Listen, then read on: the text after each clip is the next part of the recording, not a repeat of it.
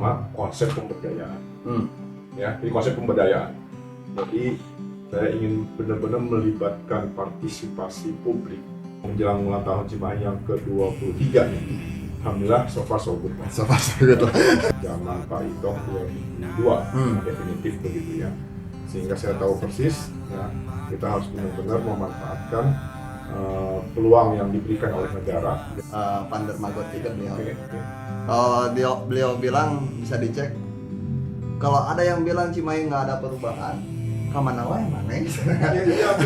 Assalamualaikum warahmatullahi wabarakatuh, Pak Jul. Waalaikumsalam warahmatullahi wabarakatuh, Kang Acil. Ya, biasanya kita selalu mengucapkan selamat datang, Pak Jul, kalau ke narasumber kita. Selamat.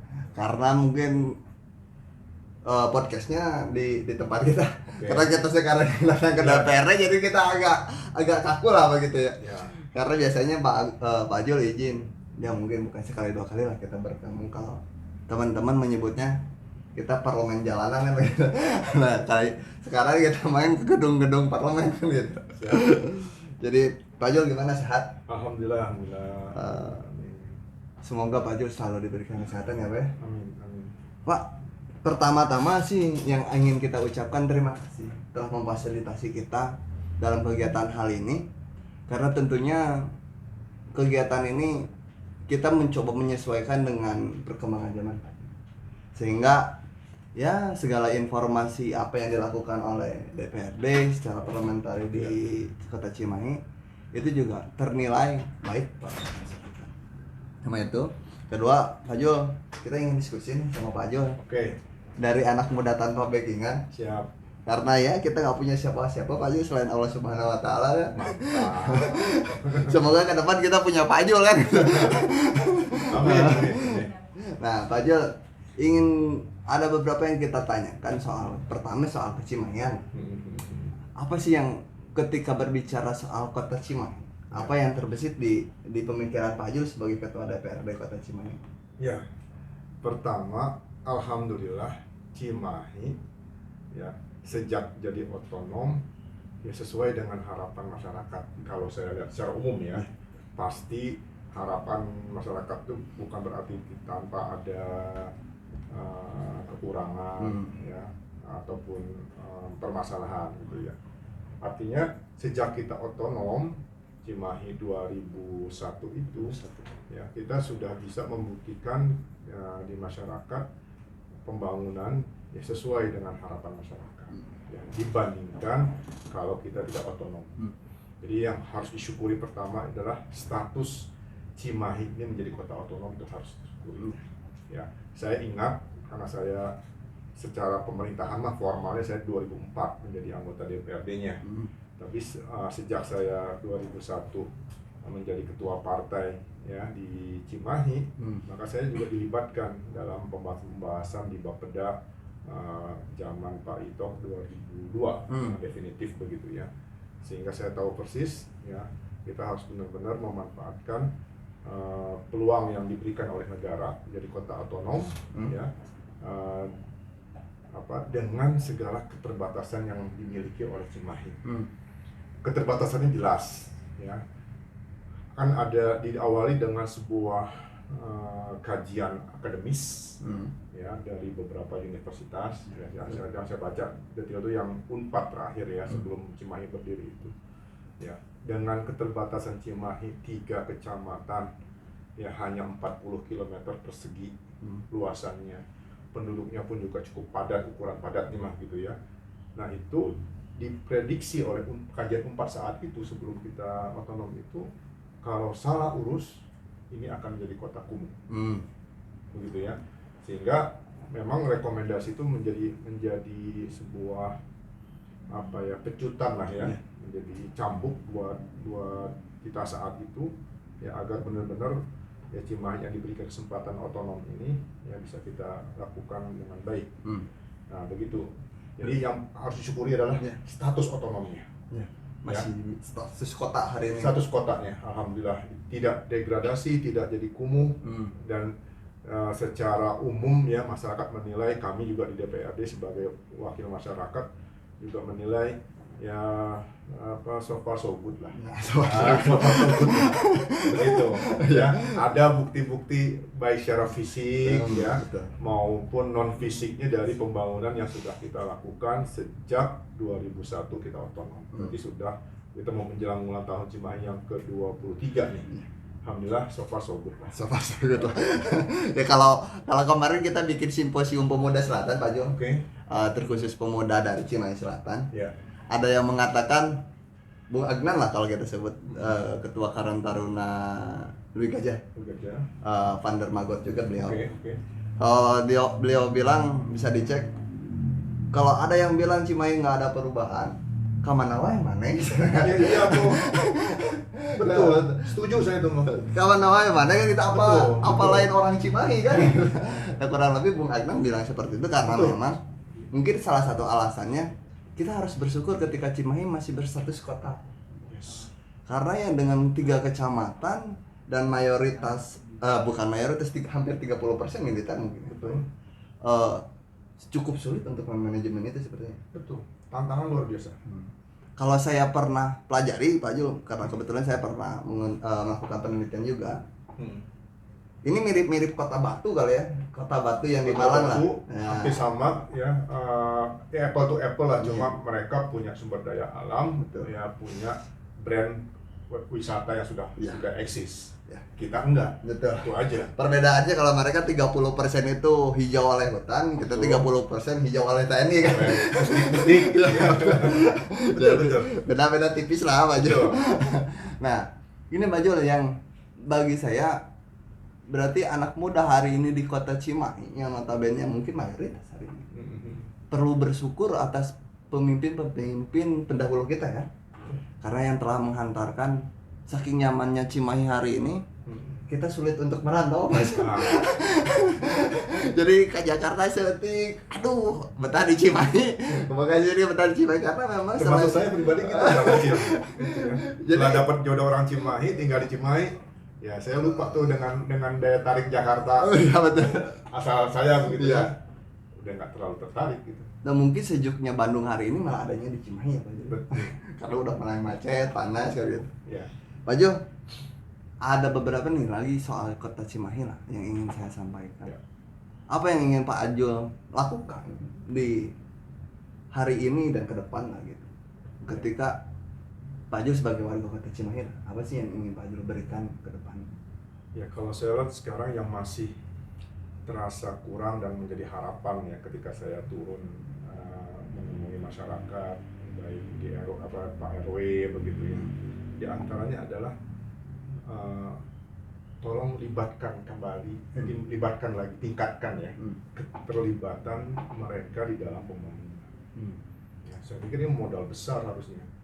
Jadi partisipasi pembangunan ya dari masyarakat, partisipasi publik dari masyarakat ini masih dinilai oleh masyarakat itu masih sekedar formalitas. Ya, cukup mereka difasilitasi pada forum rembuk warga di RW, kemudian dibawa ke musrenbang, tingkat kelurahan sampai tingkat kota. Setelah itu mereka merasa ditinggalkan. Ya, baik dalam proses eksekusi kegiatan pembangunannya ya maupun sebagai objek. Sebagai objek kadang mereka tidak merasa masyarakat Cimahi kurang merasa mendapatkan sentuhan dari pembangunan itu. Ya. Padahal memungkinkan ya, karena saya lihat Cimahi ini masyarakat dinamis banget. Iya, betul. Tokoh-tokoh pergerakan di Bandung, apapun bidangnya gitu ya, banyak dari Cimahi. Orang maksudnya tokoh-tokoh masyarakat baik itu pemuda, ya akademisi segala macam itu punya kepedulian sebenarnya lebih tinggi lagi. Ya mereka yang tidak ada di sektor formal pemerintahan, ya, tapi mereka punya kepedulian sebenarnya, gitu ya. Tapi kalau itu diwadahi, difasilitasi, ya, diberdayakan, ya, pikirannya, sumbangsih, mungkin juga sampai kepada sumbangsih tenaga dan mungkin juga potensi potensi keuangannya lah gitu. Mungkin kalau diwadahi dengan tepat ya maka akan jauh lebih dahsyat gitu. Karena Cimahi saya lihat dinamika dinamika masyarakatnya sangat tinggi. Ya. Gitu. Pak Jul, ini agak kelewat ini pembahasan gitu. Saya dulu pernah berbicara lah dengan Pak Toto lah, yang mungkin salah satu yang kita bahas adalah podcast ini. Betul. Nah, karena kalau saya mengacu terhadap kalau di Sekjen DPR RI itu ada TV parlemen Pak Jul itu. Nah, tetapi secara survei kepuasan masyarakat itu sangat rendah terhadap DPRD. Makanya ya masyarakat pun juga harus perlu tahu bagaimana kinerja anggota dewan melalui media sosial dan lain-lain. Alhamdulillah hari ini ada kita ya terwujud. Jadi setelah berapa tahun ya saya sering menyampaikan tolong sekretariat segera ada ruang broadcast yang lebih gitu ya. Terakhir saya dengan Kang Vigo tuh di Bekasi ya. Kita di Bekasi saya langsung diajak oleh teman-teman DPRD Bekasi yang kebetulan teman ketuanya sejawat saya begitu ya. Mereka udah punya podcast, punya ya semacam buat live streamingnya ya, dengan latar yang bisa diganti-ganti begitu ya, dengan jadwal topik-topik yang sudah ditentukan sudah banyak ya, sehingga saya pikir dengan semakin banyaknya informasi yang tersiarkan ya ke masyarakat, ke publik, maka saya pikir itu akan sebanding dengan pemahaman dan kemudian meningkatkan kepedulian. Iya, betul kan? Ya, Dewan DPRD kan pengawas, tapi pengawas pemerintah begitu kan. Tapi DPRD juga perlu ada pengawasan juga dong kinerjanya. Benar. Ya. Nah itu kan masyarakat bisa berperan di sana. Ya. Sebagai negara yang demokratis ya, yang setiap orang diberikan banyak kebebasan, dilindungi kebebasan untuk berpendapat, yang menyampaikan apapun itu ya. Saya pikir informasi yang lebih banyak ke publik itu akan berefek banyak ya, jadi feedback yang baik ya buat melakukan evaluasi. Ya kalau bahasa saya sering kalau di masyarakat tuh informasi ataupun evaluasi, kritikan, masukan dari masyarakat itu lebih genuine. Ya betul. Ya tidak terbungkus oleh kepentingan politik. Kalau itu disampaikan oleh teman-teman di fraksi yang memang sudah punya tugas sebagai etalase partai. Ya betul. Ada bungkusan politisnya, ya. Tapi kalau masyarakat genuine kan, genuine kan. Dan untuk menyerap aspirasi akan lebih mudah kan? Lebih mudah, ya.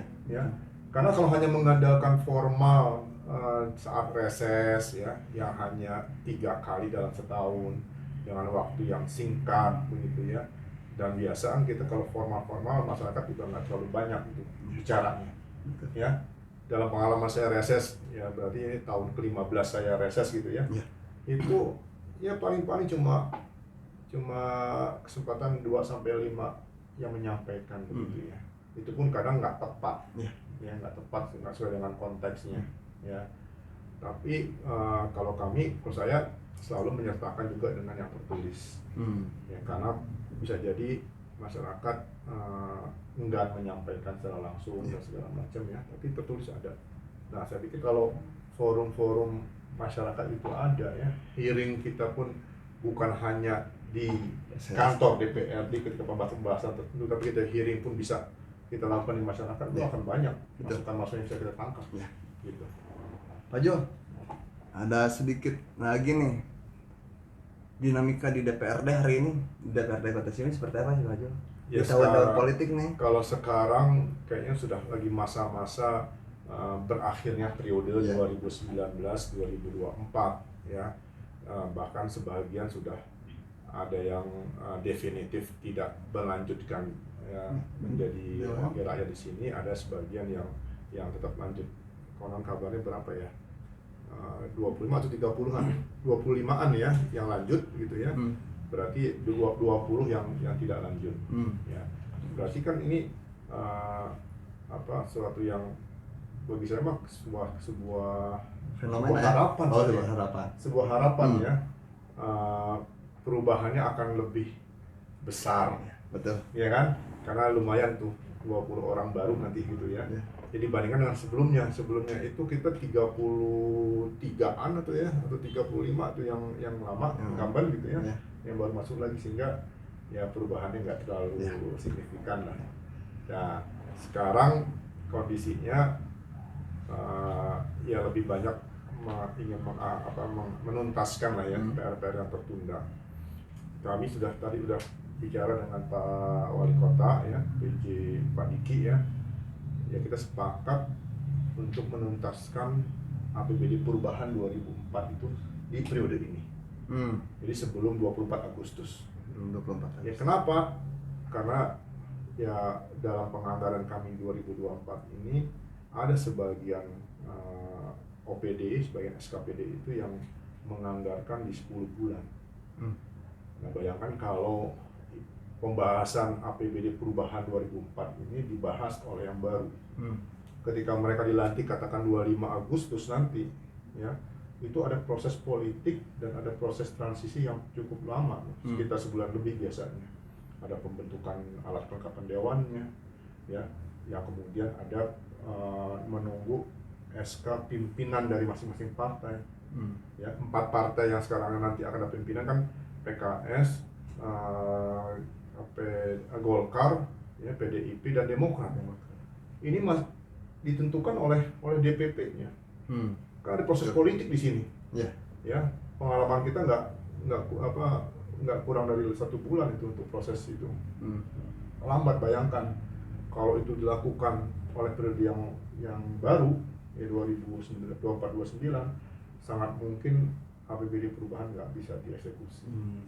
Ya, dan beberapa nasib ya, pembangunan termasuk mungkin honor gaji bagi pegawai yang hanya ditetapkan kemarin 10 bulan akan terhambat. Ya, betul. Kita punya komitmen seperti itu. Ya. Pak Jo, aku ingin masuk ke ranah yang lain. Setelah tadi berbicara DPRD, Pak Jo, saya dengar mau nyalon pilwakot. Ya, saya menangkap dari harapan masyarakat, dari survei-survei, ternyata saya masih ada yang mengharapkan begitu kan.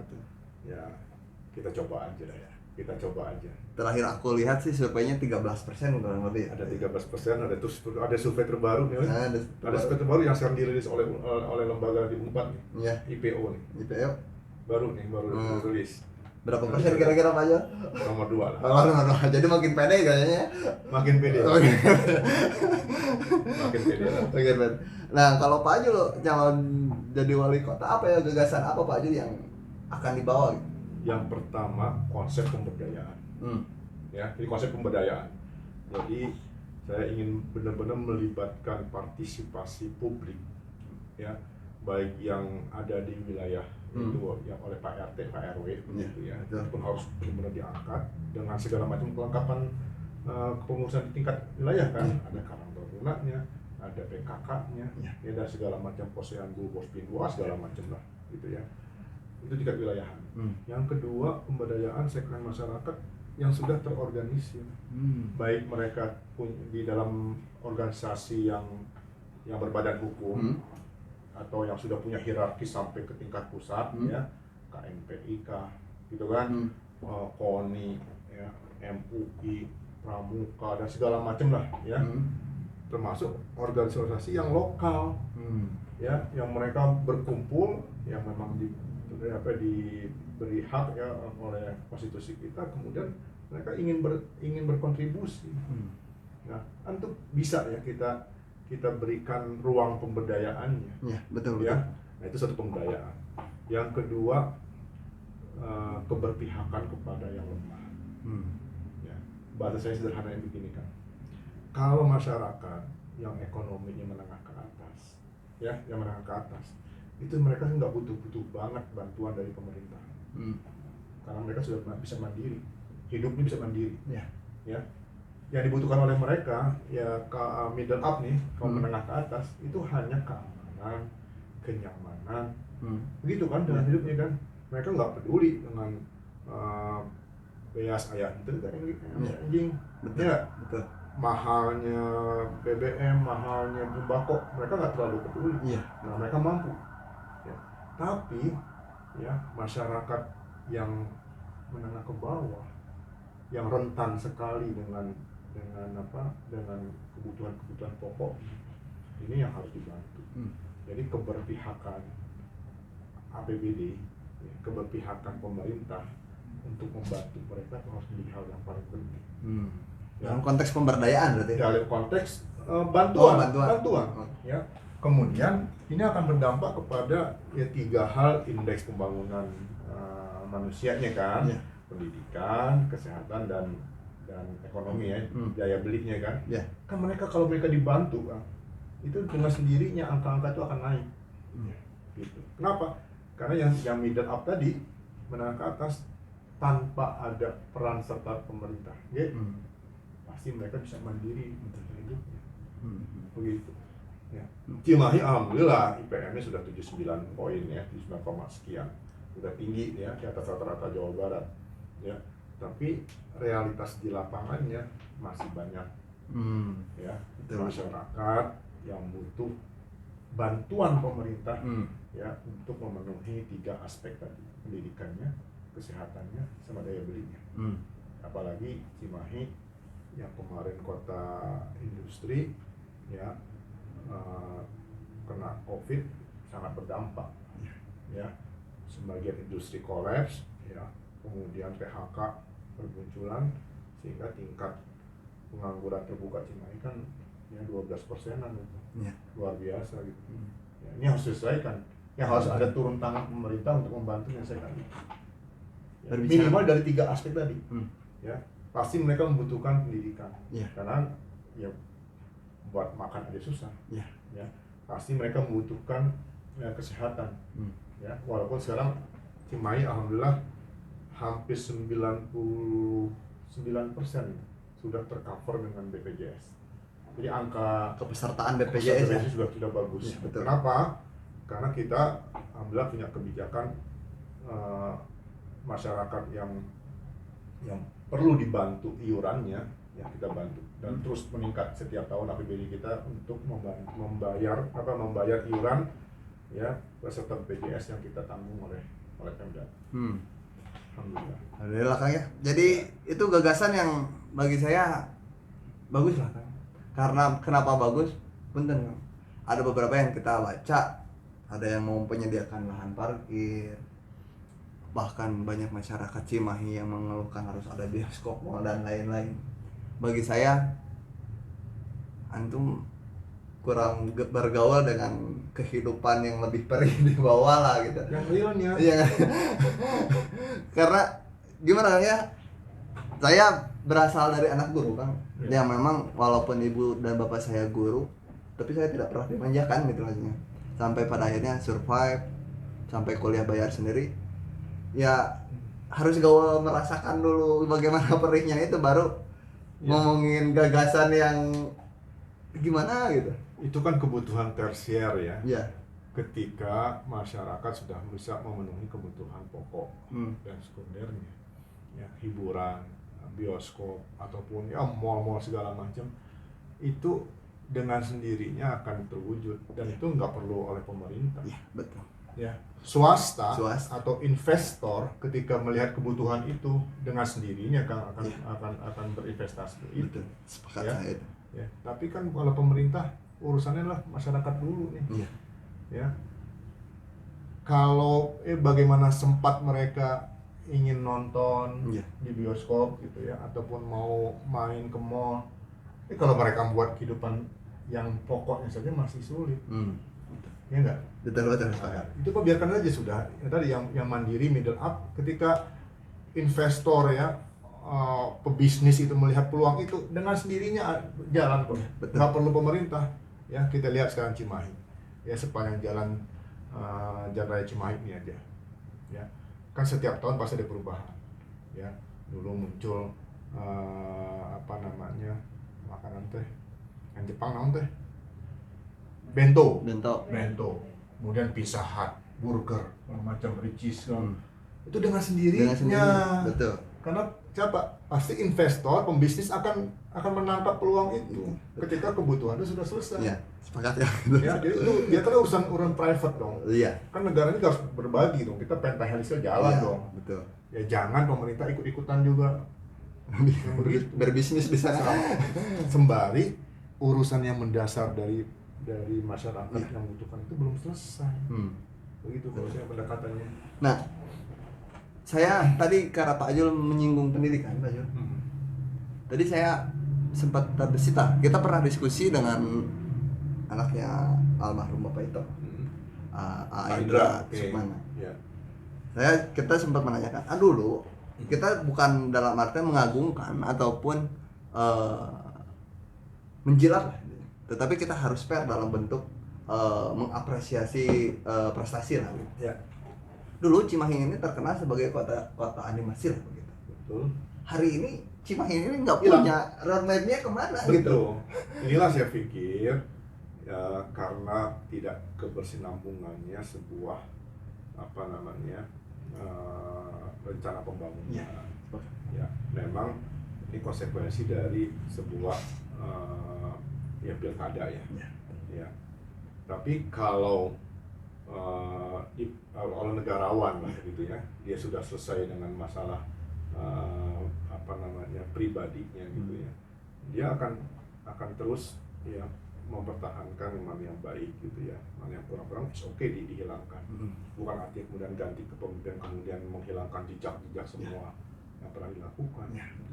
Saya sepakat di antara sebenarnya sudah jadi trademark ya Cimahi itu ketika kita sudah berhasil mengadakan festival internasional.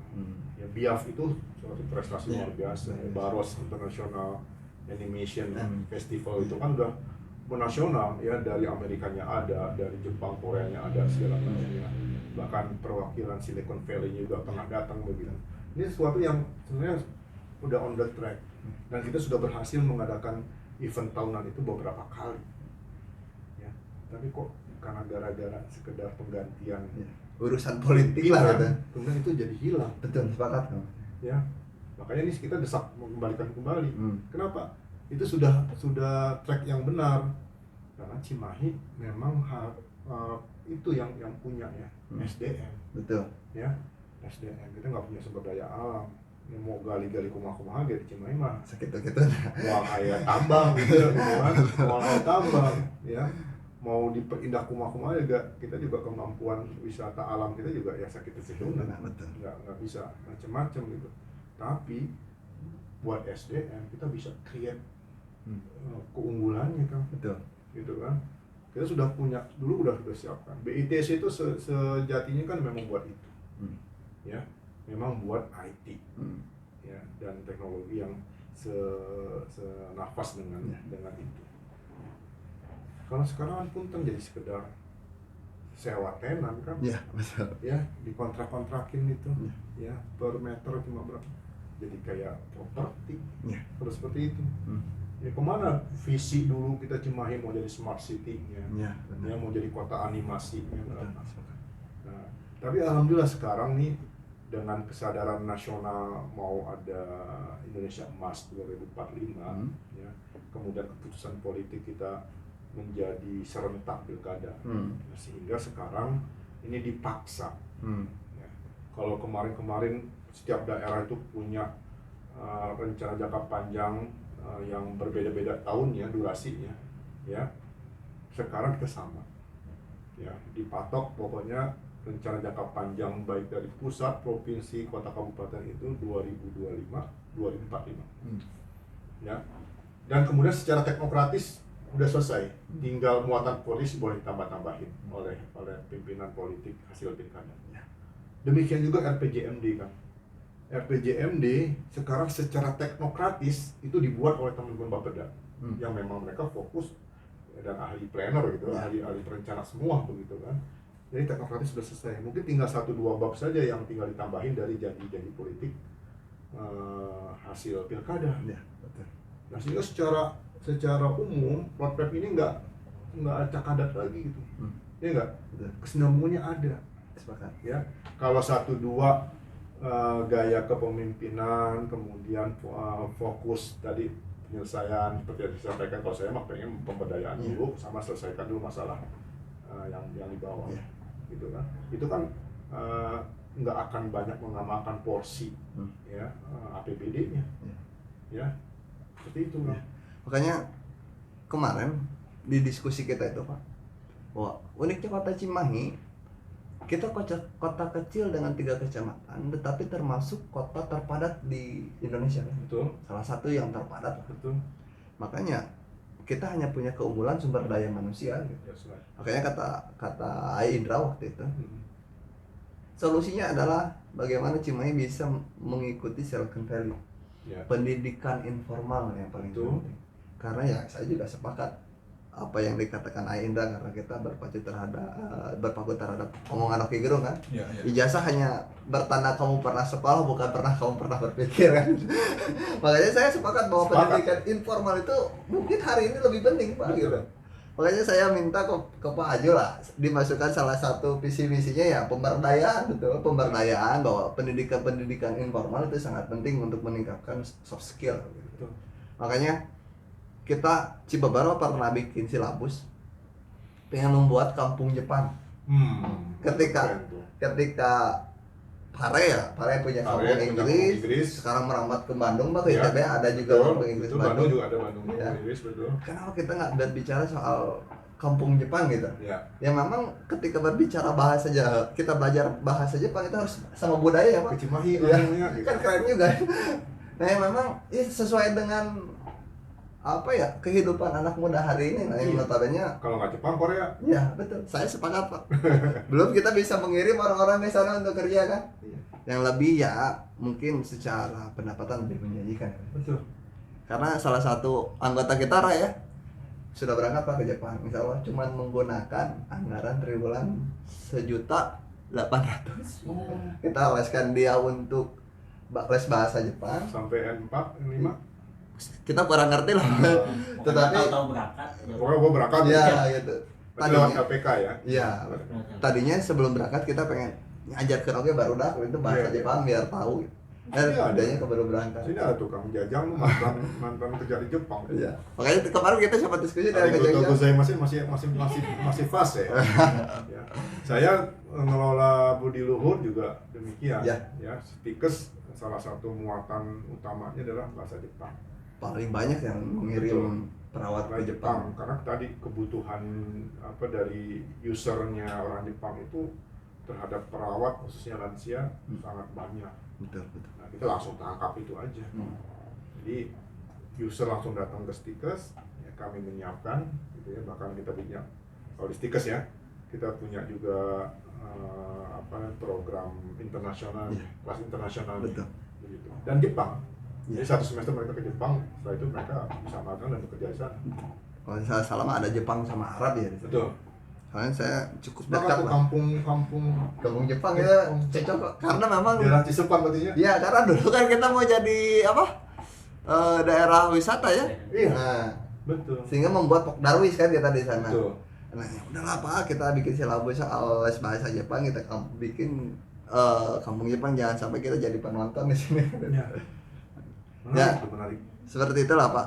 Nah, setelah proses kita geser lagi Pak Jo. Setelah proses tadi gagasan, terus di tahun politik ya sekarang mulai sangat dinamis, tetapi semakin mengerucut lagi.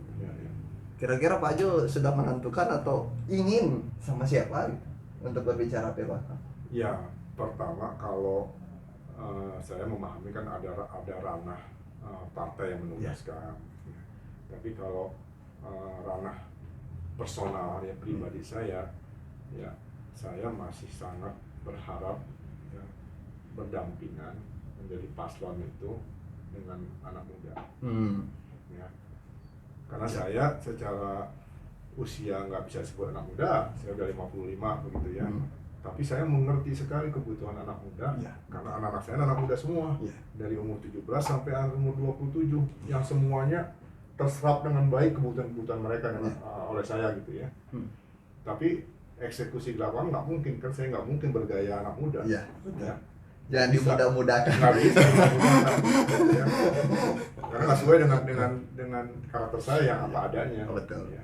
Saya maksudnya bisa kan ngecat rambut bisa. Iya.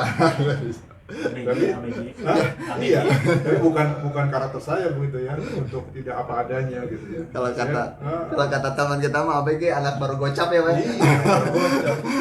Tapi kalau bisa didampingi ya anak muda, mungkin ya saya akan memberikan keleluasaan ya kepada yang bersangkutan untuk benar-benar ya mendalami kebutuhan sekaligus pemberdayaan anak muda. Berarti kalau secara spesifik individunya belum ya Pak ya?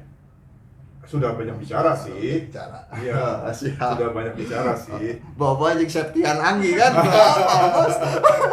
Ya, yang sekarang munculnya Bicara sih, kita kan? yang sekarang sudah muncul aja kan, walaupun tahapan masih panjang ya Iya. sebelum pendaftaran. Ini sudah berkomunikasi dengan saya. Siap. Ya, ada yang intensif, ya, ada yang sudah personal, ya, ada yang baru japri-japrian. Ya, sebetulnya saya sudah bicara dengan Kang Adit mungkin sudah berapa kali. Ya, saya pikir potensial walaupun bukan orang Cimahi, Iya. tapi katanya lahir Cimahi nggak tahu saya. Ya, Kang Adit yang sekarang potensial keliling-keliling ya, veteran Cimahi lah gitu ya. Ke A Indra ya, setelah dia menyatakan mau maju juga sudah komunikasi, ya komunikasi. Jadi kemudian Kang Bilal. Oh siap. Ya kita saya nggak pernah memandang orang ataupun niat baik orang itu dengan masa lalu. Ya, betul, sepakat Pak. Ya. Setiap orang punya masa lalunya. Iya. Dan apa yang menyebabkan saya harus putus silaturahmi ya dengan Kang Ajay, dengan Pak Ito, kepada Pak Ito, enggak pernah. Iya, betul. Ya. Saya itu selalu menghargai ya kebaikan yang dilakukan seorang. Sepakat Pak saya. Dan melupakan apa yang mungkin karena nggak ada urusan apa manfaatnya coba. Apa manfaatnya Kang Acil ya terus ngemutan ya masalah itu. Iya, betul. Nggak ada manfaat. Betul. Cuma puas-puas aja, mau puas ngumpul gitu. Lari yang teka bagian Tanpa naon. yang naon. Tapi kalau kita bisa berkolaborasi dengan siapapun Iya. ya, yang mau bekerja sama itu jauh lebih efektif. Jadi anak muda nih Pak ya, bukan karena pemilih pemula lebih banyak kan, tapi kan? Bukan. Bukan. Bukan. Ya, saya pada paham sekitar 56% Iya. di bawah 35 tahun begitu ya. Tapi ya kayak pilihan yang tepatnya dengan anak muda. Kalau harapan saya Pak, saya titip, jangan sampai kita pemuda Pak yang hari ini menjadi mayoritas karena akan menyambut 2045. Ya. Nah, karena kita ya akan masuk bonus demografi tadi. Ya. Jangan sampai hanya menjadi komoditas politik. That's right. Kita ini butuh keberpihakan. Dan bagi saya berbicara keterwakilan anak muda di eksekutif di parlemen itu sudah selesai. Cuman PR-nya saya bukan anak bupati aja jadi belum. Jadi belum jadi anggota DPR RI dan lain-lain kan gitu. Dan kecenderungannya sekarang sudah mulai jadi ancaman. Oh iya, betul. Jadi bukan hanya bonus demografi yang nanti kita harapkan luar biasa berkahnya, Iya. tapi sekarang sudah mulai jadi ancaman. Betul. Kan rilis terakhir dari pusat Iya. 10 juta zilenial nganggur. Iya, betul. Coba, apa nggak itu masalah? Ya. Masalah besar. Masalah besar, apalagi sekarang anak muda itu ya konon di riset itu yang paling jadi masalah mereka utamanya adalah mental health. Iya. Ya. Betul. Dan ini kalau nggak diselesaikan, ya tadi bukan bonus demografi yang kita dapatkan, ya justru defisit. Ya, betul. Ya. Karena bonus demografi ini Pak, dia memiliki dua sisi yang sangat tajam. Betul. Kalau tidak dimaksimalkan ya kita akan celaka gitu sebagai negara dan bangsa. Betul. Makanya tadi Pak, jangan sampai hanya menjadi komoditas politik, kan catatan kita itu aja. Iya. Jadi kita perlu keberpihakan secara polisi. Dan kita juga perlu masuk ke dalam proses political will begitu loh. Sehingga kebijakan itu sesuai dengan kebutuhan kita, bukan dengan keinginan kita. Yes. Karena terkadang Pak, ketika berbicara anak muda itu yang bisa menyelesaikan masalahnya mereka itu hanya merekanya sendiri gitu. Terkadang orang tua pun juga kan seukur jadi tempat curhat lah gitu ya. Karena ya uniknya anak muda di situ. Makanya konsepnya dari pemerintah ya sebagai negara hadir ya, negara diwakili oleh pemerintah Ya, baik daerah maupun pusat, itu kan memberikan ruang ya, memfasilitasi ya, memberikan juga stimulasi ya, kepada anak muda gitu, sehingga mereka hanya butuh ruang aja kok ya, kesempatan. Kalau mereka nggak ditoel, nggak diberikan kesempatan untuk berekspresi, ya, karena tadi mereka sudah risau dengan dirinya sendiri, dengan mental health-nya gitu. Tapi kalau mereka diberikan ruang, diberikan fasilitasi ya, untuk mau mengekspresikannya ya, dia mau yang berpikir mangga dengan diskursus pemikirannya silakan gitu ya. Ada yang mau dikreasi ya, budayanya, kemudian kemampuan IT, segala macam banyak sekali kan yang bisa mereka lakukan ya. Kalau semuanya terfasilitasi dengan baik, itu yang muncul adalah potensi-potensi yang luar biasa dan inovasi baru. Dan semua inovasi yang sekarang kita nikmati itu semua siapa? Anak muda semua. Ya kan? Facebook ya. Apapun media sosial, platform medsos itu kan bukan orang sepuh yang menciptakannya. Asal kurangi aja di joget-jogetnya Pak. Nah Pak, ini Pak, kemarin kita masuk satu materi terakhir. Kemarin tuh saya mungkin salah satu atau satu-satunya, mungkin salah satu mungkin ya, kalau satu-satunya saya terlalu ini, salah satu yang paling mengkritisi ketika Cimahi mengalami inflasi yang sangat tinggi lah. Okay. Dan pemerintah sibuk untuk mengadakan Cimahi Menari kan. Nah saya di situ mungkin salah satu orang yang memang konsen mengkritisi pemerintah di situ. Bahkan harus dibully lah di Instagram itu, disuruh balik lagi ke Facebook dan lain-lain kan gitu. Karena memang bagi saya ya kita harus fair gitu loh Pak. Ya ini akan sangat menyiksa masyarakat ketika kehadiran pemerintah untuk menekan inflasi itu sangat lambat begitu. Seperti pasar murah itu mengadakannya di kelurahan-kelurahan. Kenapa tidak di pasar langsung kan gitu? Sehingga pedagang pun juga terselamatkan maksudnya kan. Tujuan kita sih intinya inginnya ke sana. Tetapi juga supaya saya juga terlihat fair, Pak. Saya mengapresiasi hari ini di catatan kawan-kawan. Baru kemarin banget, Cimahi itu menempatkan kota digital government award. Kita sangat mengapresiasi itu ya. Berarti secara pelayanan publik yang memang didorong secara digital sudah terintegritas dengan baik lah. Tetapi tetap ingin saya kritisi kan. Kritisinya coba Pak disokong dengan smart people juga gitu. Seperti pelayanan pembuatan KTP, KK kan sekarang sudah melalui website nih Pak. Hampir semua pakai aplikasi sekarang. Hampir semua layanan dinasnya pakai aplikasi. Nah didoronglah pelatihan ke RT RW Pak. Karena mereka juga kesulitan untuk mengakses itu. Pada akhirnya kita Pak Karang Taruna di Cibabar mencoba kolaborasi dengan RT RW ya untuk melakukan pelayanan itu. Makanya juga perlu Pak diadakan pelatihan untuk itu. Jadi menurut saya sih itu yang paling penting untuk mencapai smart city tadi, untuk meneruskan cita-cita kita harus diiringi dengan smart people kan gitu. Nah, menurut Bapak nih Pak, ketika berbicara smart people, secerdas apa masyarakat Kota Cimahi hari ini? Ya, saya masih melihat baru sampai kepada pengguna teknologinya, ya, belum pemberdaya teknologi. Ya, jadi pengguna ya kita sebagai consumer, ya, yang hanya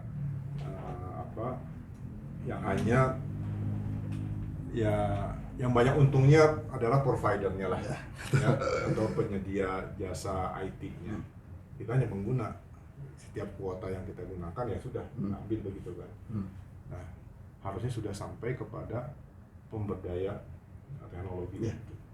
Ya, kan sekarang banyak jenis-jenis pekerjaan ataupun potensi pekerjaan ya yang bisa dilakukan ya dengan teknologi IT begitu ya.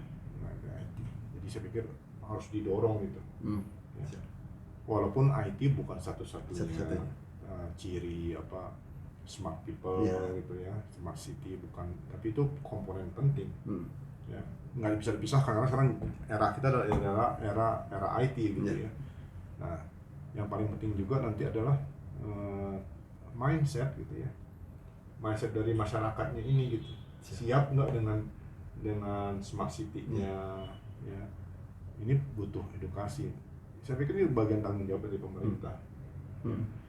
Kebijakannya misal ya, kebayang saya tadi kalau ada keluhan di RT RW untuk mengakses aplikasi-aplikasi yang sudah ada semua, ya, aplikasi SOK, ya, tapi tadi yang menggunakannya masih gagap, Ya, betul. gitu kan dikasih kebijakan saja, tolong ya RT RW ya seperti ada operator, ya ada operator ini bisa diberikan insentif, Ya, betul nggak? betul Ya, bisa berikan insentif. Jadi berikanlah insentif kepada operator di pelayanan paling bawah di tingkat RT RW itu untuk ya, sehingga mereka bisa melayani masyarakat yang tidak semuanya paham dengan IT. Padahal kita sudah pakai IT semua, begitu aplikasi semua, berikanlah insentif buat mereka. Betul. Sepakat, Pak. Itulah yang saya sering gunakan, bilang berikanlah dana RW yang cukup, jangan sekedar buat gagayaan kampanye doang. Betul, sepakat, Pak. Kalau diukur cuma 75 juta, itu mah cuma nggak kemasuk. Kalau bahasa di masyarakat tuh nggak kesana nggak kesini.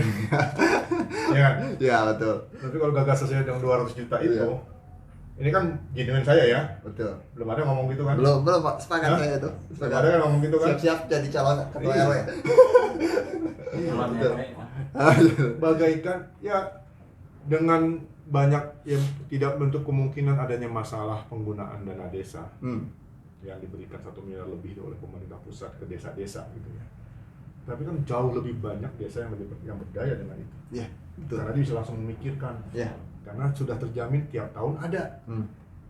Bayangkan itu kalau di Cimahi kita berikan dana RW 200 juta. Dan kata Cimahi mampu, Pak. Nah, jadi permasalahan operator, kemudian keluhan posyandu, posbinu, segala macam beres di situ. Betul. Sepakat saya, Pak, itu. Gitu. Saya mau jalan RW. Siap, Pak Jol. Gak kerasa itu, Pak Jol, itu udah hampir setengah jam ya? Ya. Hampir sejam lah. Oh, 1 jam? Iya. Masya Allah. Gak kerasa. Saking serunya dan saking berisinya obrolan Pak Jol kan. Mudah-mudahan Pak Jol, apa yang tadi kita titipkan ya tetap menjadi apa ya? Menjadi patokan teguh lah gitu. Ketika berbicara konteks kepemudaan Pak Jol. Ya. Kita titipkan yang tadi sudah kita sampaikan. Tentunya saya selalu menyampaikan di beberapa forum kemarin ya, politik ataupun waktu Pak Jul kampanye ataupun kita di ruang-ruang diskusi. Ya, ya. Pertama yang saya yakini itu Pak Jul orang baik, satu aja dulu ya. Kalau bagi saya walaupun secara politik kita akan berbeda gitu ya, berbeda pandangan, angka gerak dan lain-lain. Tetapi yang memang menjadi kenapa saya selalu datang, saya hanya meyakini itu dulu aja Pak Jul. Dan satu lagi yang saya tegaskan kemarin di Ersinta, Ya. saya sudah merasa cukup. Jadi saya Siap. udah.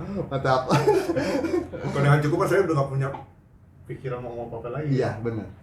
Ya, tinggal konteks bersyukur aja ya, dan berbuat baik. Berbuat baik. Nah, paling begitu Pak Jo. Makasih banyak, jangan kapok ini. Siap. Jadi lagi-lagi bingung, jangan kapoknya jangan kapok datang atau kita jangan kapok ngundang kita kan gitu. Jadi kita malah bertamu di sini kan. Silahkan gitu. Ya selama teman-teman humas belum punya apa topik-topik lain, silakan aja. Iya. Ya. Siap. Kayak senang-senang aja mau fasilitasi. Siap. Biar punya program juga, Pak. Karena kalau udah bisa punya topik-topiknya jauh Iya, bagus. siap. Saya yakin humas di Cimahi keren-keren Pak. Iya. Paling begitu Pak Jo. Oke, Semoga selalu sehat Pak Jo. Amin, ya Dan Rabbal selalu dalam lindungan Allah. Amin. Oke teman-teman, terima kasih selalu menyaksikan AMTB Anak Muda Tanpa Backingan. Semoga kita selalu dalam kesehatan. Wassalamualaikum warahmatullahi wabarakatuh. Waalaikumsalam warahmatullahi wabarakatuh. Pak Jo.